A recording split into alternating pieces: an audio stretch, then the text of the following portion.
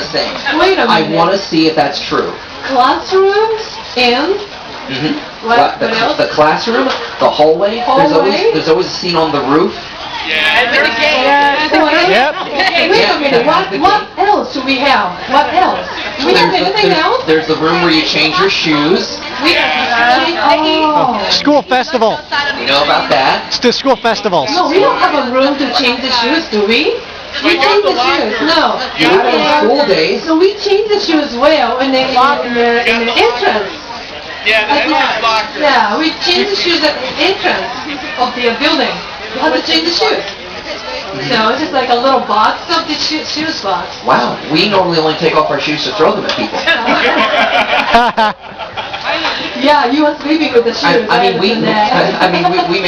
We're here with the flip flop with the clogs. Why do you think we had them? Slip on, slip off. Yeah. Easier to throw. But what's happening here is happened probably back in 70s in Japan. Everybody in Japan wanted to know everything about American culture. So I think, this is a good time for you guys to know a little bit about us, so we're knowing more, each other. And I really want our audience to know, you guys really want culture in Japan, so that's a wonderful thing. So, Uncle Yo, I want to have some audience to ask you a question because your personal life is very mysterious. There's a reason for that. So very good reason. Anybody who wants to talk to Uncle Yo? Oh, okay, so you next. All right, what's your name? Joey? Okay. Joey. Hi, Joey. Hi. I'm just wondering, how did you get into sort of like anime stand-up comedy?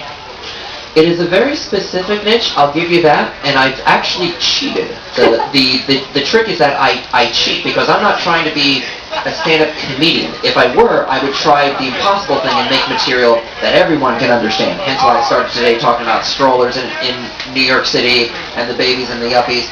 But I'm doing this to go to anime conventions for free. No, I'm not lying. I was dared to start this. I started this on a dare from my roommates in college, and this is really just an excuse for me because you may have picked up, I have no actual talent. I don't draw. I'm a writer, so it doesn't really help me. All I can really do is spin everything into an innuendo. I'll pull your coolie so hard, go squirt super milk, shout out your Dragon Balls. So this got started just as a way to come to conventions, but after 2 years and after all you guys and your incredible support with the website, with the CDs, with putting your fan stuff up on YouTube, that now the conventions have contacted me, and that's one of the weirdest phenomenon ever, because I have no idea how to react to it. No one really would, really. Anyway, thank you very much. Yeah. Thank you. All right, next question. Red jacket, come over. Red jacket, so it could be almost anybody. Okay, it's an L rip. It could be anyone. It could be Alucard, it could be Lupin, it could be Carmen Sandiego. Oh, like a red. What is that? It's too long for Lupin. My name's Amy. Hi, Amy. What is your favorite line or joke that you ever tell at a convention? Your favorite joke? Favorite joke that I do? Yeah, that you said, like, what's your favorite one? Use it for almost every. Because the funny thing is, little trivia, I've never done the same show twice, because new anime are always coming out, new pop culture references are always coming out. I definitely think one of my favorites is talking about taking public transportation, but it's the Totoro cat bus. And the cat bus breaks down all... Oh yeah, because the cat bus breaks down a lot, to nap. And the question is, when it springs a leak and it heads to the beach, who do you call? AAA or PetSmart? That's always one of my favorites. Okay. She didn't say a word. She just left. I think I've ruined someone's day. Points for me. All right, and next question. You? Oh, we got a Lloyd cosplayer. Yeah. One of my favorite of those seven. Okay, your name and then what's your cosplay? Explain. Hello, my name is Lawrence, and I'm cosplaying as Lloyd Asplund from Code Geass.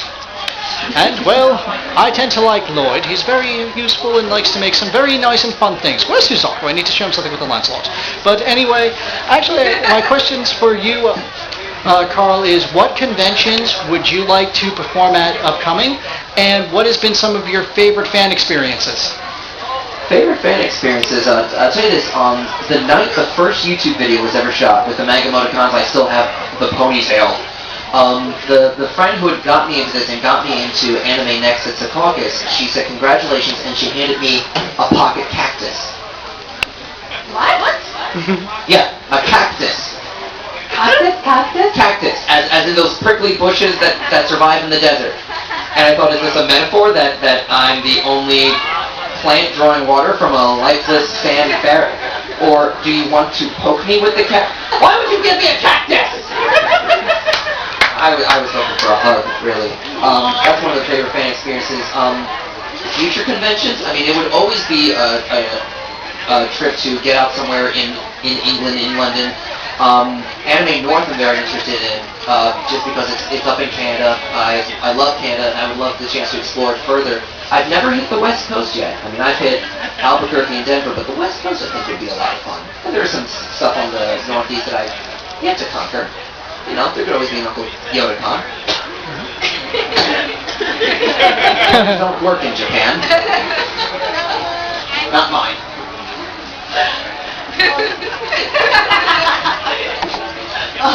Always one of the favorite fan experiences is having people come up and ask me to sign the Death Note.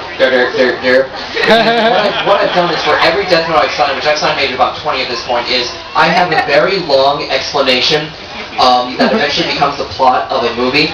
Like I signed one today and it very clearly became the Back to the Future trilogy. But to the point where I have it set up so that should the day in the Death Notes ever coincide, they will contradict and completely eradicate it, thus proving I am immortal. I have written in one I come back as a zombie. Okay, alright, you happy with the answer? Yes, very much so. Okay, so we're gonna have a last one. Right, come over, please. Hi, my question is... Okay, what's your name? Oh, my name's Danny. Danny, hi Danny. What's your most embarrassing experience during stand-up? Wow, that's a good question. Because, so much of it can be self-deprecating if you know what you're doing. Most embarrassing, every now and then forgetting a cosplayer's name. I think my biggest one was, this was personal. I mean, no one knows it. You can't see it on the video, but earlier this year in January, I was performing at Genericon, which is held right in Troy, New York. And this was like the first time in maybe 7 years I tried wearing tighty whities. And so my hands were in my pockets for pretty much the whole show. Because I'm very uncomfortable to elastic. And recently discovered allergic. How it happened? Is it bad?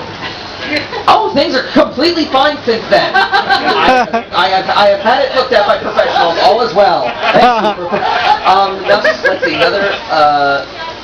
at the New York Anime Fest, we were readying for the cosplay masquerade, and we were having Rie Tanaka come in from Japan. Personal favorite of mine, you know, she does the voice of Chi and the music to Chobit, and I couldn't get her name right to save the life of me. I see I-E, and my English brain says that means Rie.